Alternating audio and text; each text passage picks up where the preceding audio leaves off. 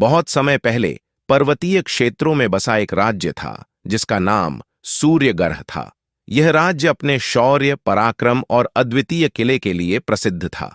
सूर्यगढ़ का किला, जिसे कालदुर्ग कहा जाता था, ऊंचे पहाड़ों के बीच स्थित था और ऐसा माना जाता था कि यह किला किसी रहस्यमयी शक्ति से सुरक्षित था। कहते थे कि किले के अंदर एक चिरंजीवी मंत्र छुपा हुआ था जिसे केवल राज्य के सबसे योग्य योद्धा ही खोल सकते थे। यह मंत्र राज्य को अजेय बना सकता था, लेकिन साथ ही एक दुष्ट भविष्यवाणी भी थी। अगर इस मंत्र को गलत हाथों में सौंपा गया तो किले के साथ पूरा राज्य नष्ट हो जाएगा। एक दिन पड़ोसी राज्य नागपुरा के राजा भैरवनाथ ने सूर्यगढ़ पर आक्रमण करने का निर्णय लिया। भैरवनाथ चालाक और शक्तिशाली था। उसने यह खबर फैलाई कि वह कालदुर्ग के रहस्यमयी मंत्र को हथियाने आया है। सूर्यगढ़ के राजा वीर प्रताप एक न्यायप्रिय और बहादुर शासक थे। जब उन्हें इस बात का पता चला तो उन्होंने अपने सबसे बहादुर योद्धाओं को बुलाया। उनमें से एक था आर्यमन, एक युवा और कुशल तलवारबाज। आर्यमन ने राजा से वादा किया कि वह कालदुर्ग के रहस्यों को सुरक्षित रखेगा और राज्य की रक्षा करेगा। आर्यमन को किले के गुप्त दरवाजे के पास भेजा गया। किले का हर कोना अजीब था, जहां दीवारों से आवाजें आती थीं और हर कदम पर ऐसा लगता था जैसे कोई छाया पीछा कर रही हो।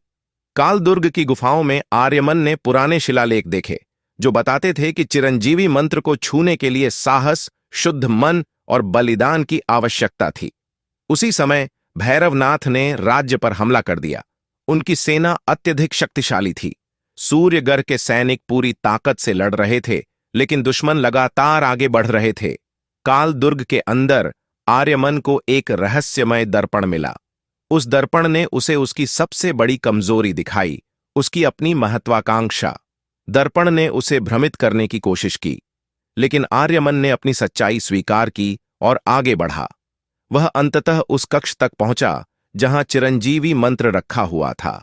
जैसे ही उसने मंत्र के पास कदम रखा, एक आवाज गूंजी, क्या तुम तैयार हो बलिदान देने के लिए? आर्यमन समझ गया कि इस मंत्र का उपयोग करने के लिए उसे अपना जीवन देना होगा।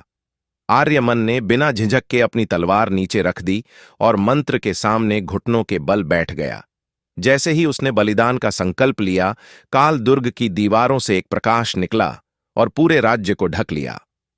इस दिव्य शक्ति ने भैरवनाथ की सेना को अंधा कर दिया और उन्हें युद्ध के मैदान से भागने पर मजबूर कर दिया। लेकिन जब सूर्यगढ़ के लोग किले के अंदर पहुंचे तो आर्यमन गायब था। वहां केवल उसकी तलवार और एक शिलालेख था।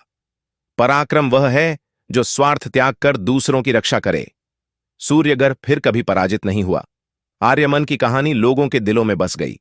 कालदुर्ग का रहस्य अनसुलझा ही रहा, लेकिन लोग जानते थे कि उनका राज्य साहस और बलिदान के कारण अजेय था।